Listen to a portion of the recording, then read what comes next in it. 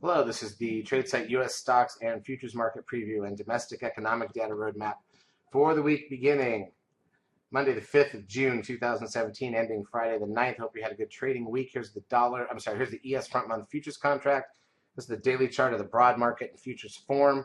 We had a 13 sell signal that caused the big down day a couple of weeks ago. We then ran up and hit the risk line. We had another good down day this last week, rolling over from that, and then turned around and shook it off, broke through the risk line, and negated it on Friday.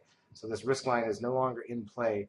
That's the second 13 in a row the markets have shaken off.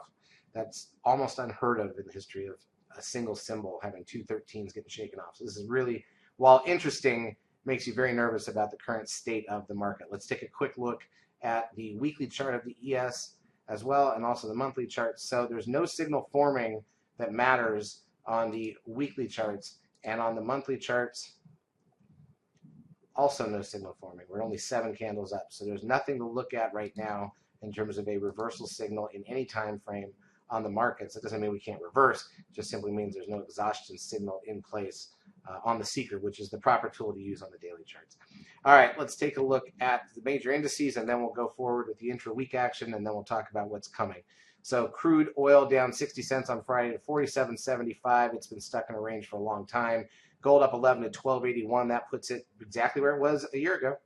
Nothing's changed in gold. S&P cash index gained 9 on Friday. We'll look at the intraday in a minute. NDX was up 64 points to 58.81. Guess what? Carried by Google, Apple, Amazon, Netflix, all over again. The same stocks taking it higher. We'll look in a minute. Stocks up 10. That's a new closing high there. Biotechs had 2 good days in a row after cracking lows of the last 3 months back on Wednesday and Tuesday. Shot back up. This was up 51 on Friday. Still nowhere near the highs, or not really near the highs. It's been basically where it was actually seven months ago. The VIX, this is the scary thing. The VIX, I think this is the lowest close yet, 975 on the VIX. Volatility is gone again. We had a couple of days of it.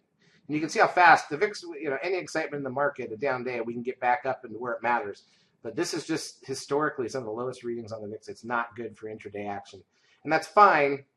You just have to be really picky about when you're trading and what you're trying to accomplish, because you need more volatility in the market to really expect things to go well. The trend closes high at 1.68, puts the 10-day at 1.21. Nasdaq volume on Friday, only 1.8 billion shares. Remember, we're in summer now, so summer Fridays are going to be a little light unless there's something big going on.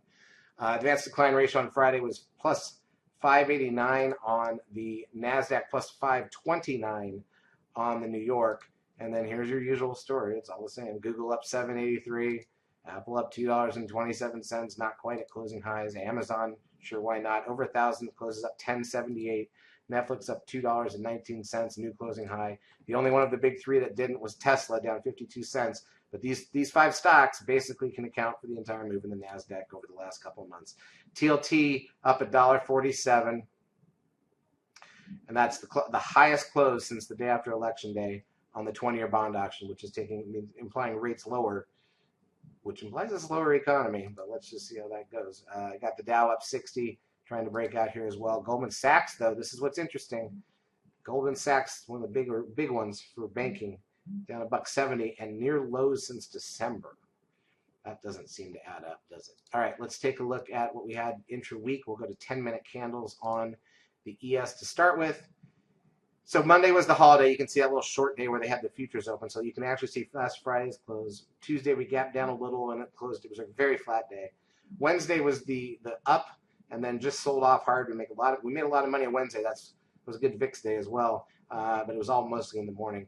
Rallied back to close even. So by Wednesday afternoon, the entire week, we were exactly where we had closed back on Friday, and we'd only traded about 12 points of actual range on the ES, which was horrible. And then Thursday, a small gap up, filled it, and then right when lunch started, took off, and the rest of the week is a move up, except for the first 2 hours on Friday. So again, the move is all over lunch, which is unusual. There's no volume in the move, which is why the volatility index is not increasing. And so, while you were even for the week after Wednesday, you end up tacking on about, almost 25 points Thursday and Friday, not with any gaps, but mostly with moves over lunch on no volume. So just make sure you're aware of that. It's not exactly healthy for the market. Here's the Nasdaq side. Friday was the big move here. Actually, Thursday wasn't that interesting. So Friday is where the Nasdaq, because the big stocks got to new highs again and pushed up. That's where that kicked in. All right, let's take a look then at the economic data coming out this week. There's not a ton of interesting stuff.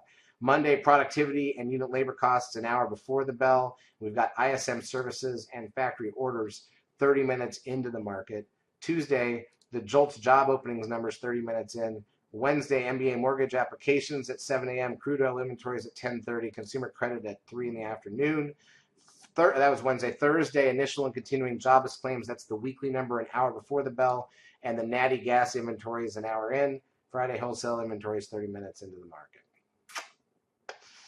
Nothing big for the week. We're into summer. Friday probably won't be interesting. The rest of the week could be anything.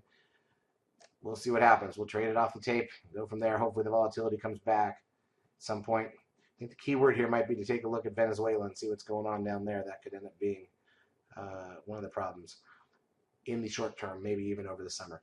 Charts as usual brought to you by eSignal. As usual, if you've not yet taken a trial of our services, feel free to do so. We will help you out for a couple weeks. Have a great trading week.